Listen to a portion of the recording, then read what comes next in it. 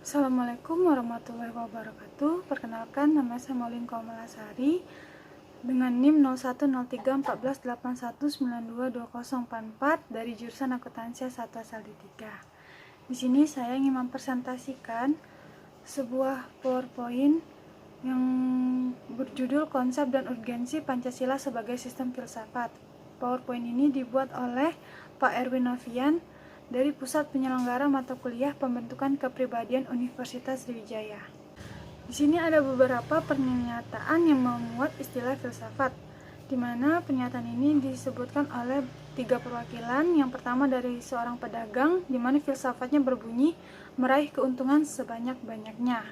Yang kedua dari seorang prajurit TNI, di mana filsafatnya berbunyi mempertahankan tanah air Indonesia dari serangan musuh sampai titik darah terakhir.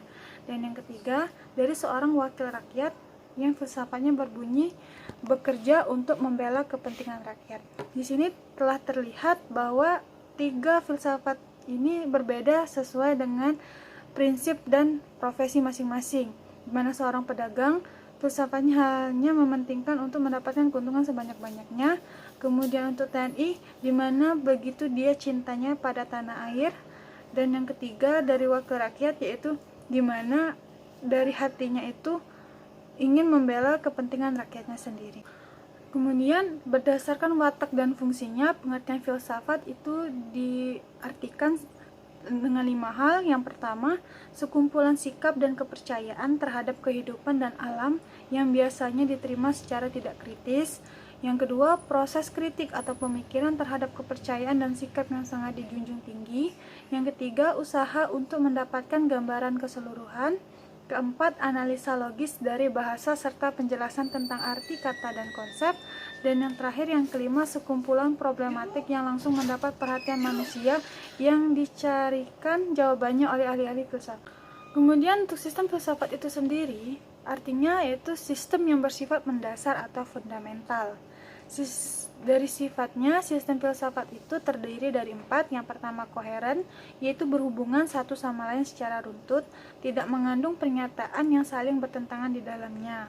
Yang kedua, menyeluruh, yaitu mencakup segala hal dan gejala yang terdapat dalam kehidupan manusia. Yang ketiga, itu mendasar, yaitu suatu bentuk perenungan mendalam sampai ke inti mutlak permasalahan sehingga menemukan aspek yang sangat fundamental. Dan terakhir, yang keempat, spekulatif, yaitu di mana titik awal pola dasar berdasarkan penalaran yang logis. Dia Karya menyatakan bila filsafat bersifat teoritis dan abstrak, di mana cara berpikir dan memandang realita dalam sedalam-dalamnya untuk memperoleh kebenaran.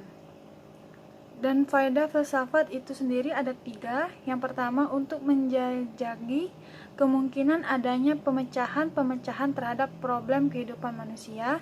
Yang kedua, suatu bagian dari keyakinan-keyakinan yang menjadi perbuatan manusia.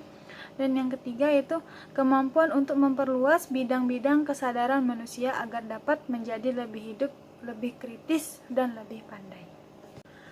Bila Pancasila sebagai sistem filsafat, Pancasila memiliki landasan sendiri.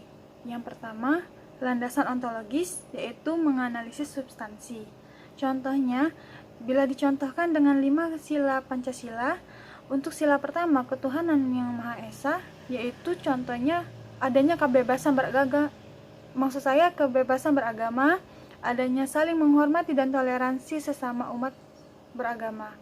Bila pada sila kedua, yaitu kemanusiaan yang adil dan beradab, contohnya manusia memiliki adab atau beradab, yaitu setiap orang atau setiap manusia memiliki martabat yang sama. Setiap manusia juga harus diperlakukan secara adil. Untuk sila ketiga, di mana itu persatuan Indonesia, yaitu adanya nasionalisme dalam politik. Walaupun adanya perbedaan budaya, etnis, bahasa, dan agama, itu tidak akan menghambat atau mengurangi partisipasi dari perwujudannya sebagai warga negara kebangsaan. Untuk pada sila keempat, di mana kerakyatan yang dipimpin oleh hikmat, kebijaksanaan, permusyawaratan, dan perwakilan, itu contohnya adanya sistem demokrasi melalui proses musyawarah, tercapainya mufakat, untuk menghindari dikotomi mayoritas dan minoritas. Dan untuk sila kelima, yaitu keadilan sosial bagi seluruh rakyat Indonesia. Contohnya, tidak adanya kemiskinan dalam negara Indonesia, yaitu para warga negara hidup dalam kesejahteraan, adanya rasa aman dan rasa bahagia. Landasan kedua yaitu landasan epistemologis, yang artinya di mana nilai-nilai Pancasila digali dari pengalaman bangsa Indonesia itu sendiri, yaitu disusun menjadi suatu pandangan yang komprehensif tentang kehidupan bermasyarakat, berbangsa, dan bernegara.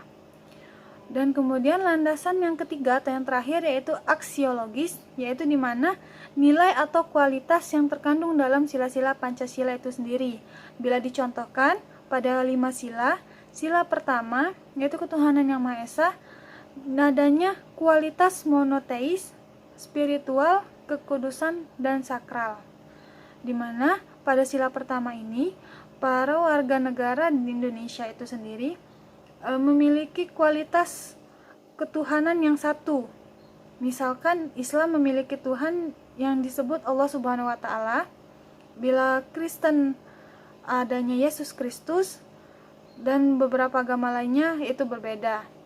Kemudian sila kedua, adanya nilai martabat, harga diri, kebebasan, dan tanggung jawab. Maka di sini manusia harus memiliki nilai martabat dan harga diri, adanya hak untuk memiliki kebebasan dan bertanggung jawab atas apa yang dilakukannya. Pada sila ketiga, yaitu adanya nilai solidaritas dan kesetiakawanan.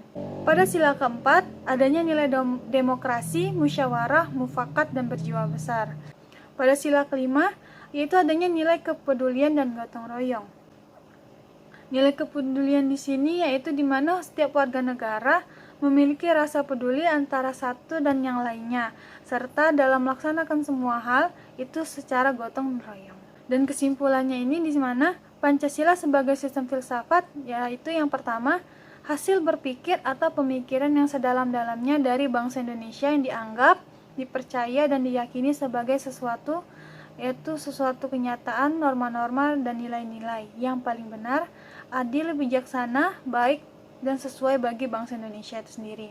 Yang kedua, Pancasila sebagai pandangan hidup bangsa Indonesia. Dan ketiga, Pancasila sebagai jiwa dan kepribadian bangsa Indonesia itu sendiri. Mungkin itu saja yang dapat saya sampaikan. Terima kasih atas kesempatannya. Saya tutup. Wassalamualaikum warahmatullahi wabarakatuh.